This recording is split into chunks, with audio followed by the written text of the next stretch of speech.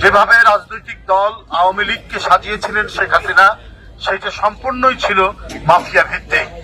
স্বাধীনতা যুদ্ধকালীন প্রবাসী সরকারের প্রধানমন্ত্রীর মেয়ে,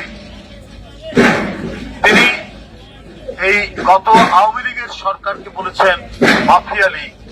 সত্যিকারের মাফিয়া লীগ সেটা ছিল।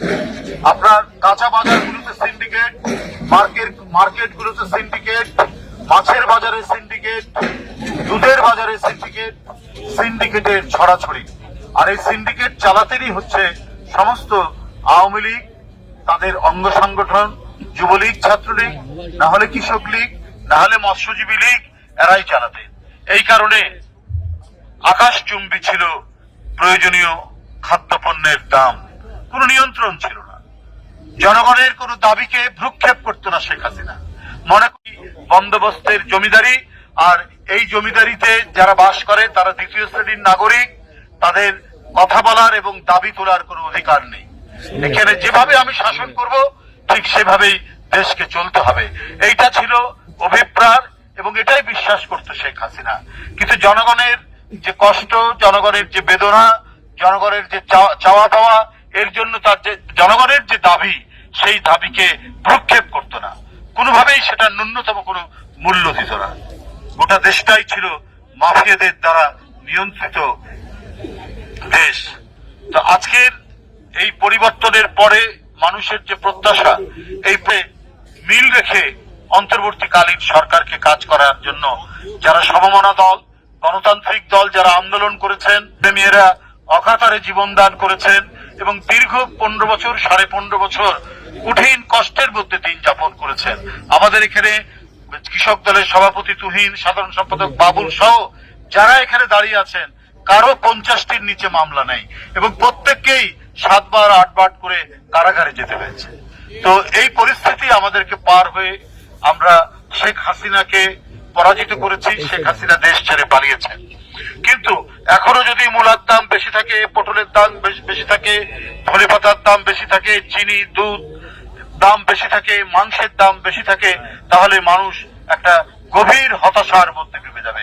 এখনো কেন আপনার আলুর কেজি ঢাকাতে 70 থেকে 75 টাকা হবে বা তার চাইতে বেশি হবে, এটা তো হওয়ার কথা না।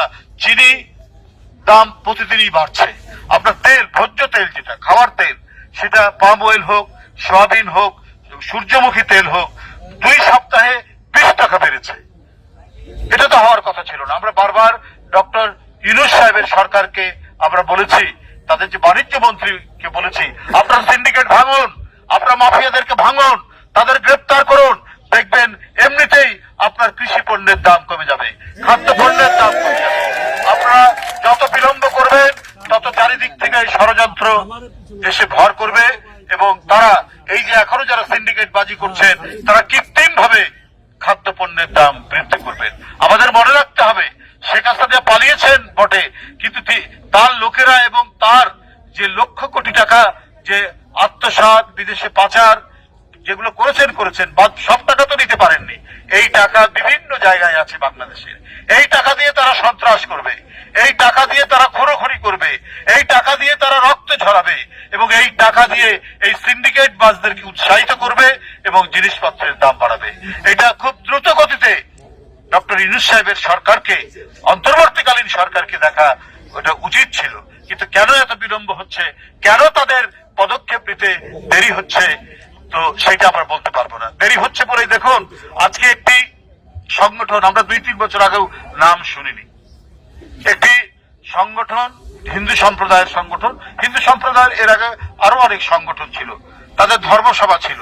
সেই ধর্মসভাতে তারা তাদের ধর্মের ব্যাখ্যা দিতেন, আমাদেরকেই দাওয়াত করতেন, আমরাও যেতাম।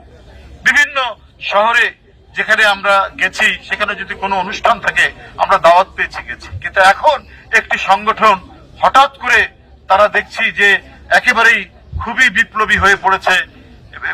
আজকে মিছিল করে, কালকে প্রতিবাদ করে, রাস্তায় অবরোধ করে।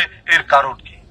এর কারণ তো আমরা দেখতে পাচ্ছি না, কোনো বুঝতে পারছি না এটা কি উদ্দেশ্যে তারা এটা করছে। এবং এদের এই তৎপরতার বিষয়ে পার্শ্ববর্তী দেশ, সেখানকার মিডিয়া অহরহ তাদের ঘটনাগুলোকে তারা যেভাবে বলছে সেগুলোকে প্রচার করছে এবং বাংলাদেশের গণতন্ত্রকামী মানুষ তাদের বিরুদ্ধে তারা অপপ্রচার চালাচ্ছে। এটা গভীর চক্রান্ত।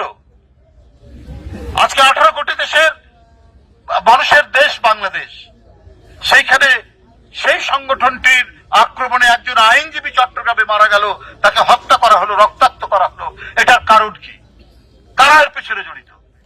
আবার আমরা দেখতে পাচ্ছি ভারতের পররাষ্ট্র দপ্তর বাংলাদেশে সংখ্যালঘুদের উপর অত্যাচার হচ্ছে বলে তারা সেখান থেকে বিবৃতি দিচ্ছেন, এবং একজন ব্যক্তির রহস্যজনক আচরণ, এই কারণে সরকার তাকে গ্রেপ্তার করেছে চিন্ময় নামে।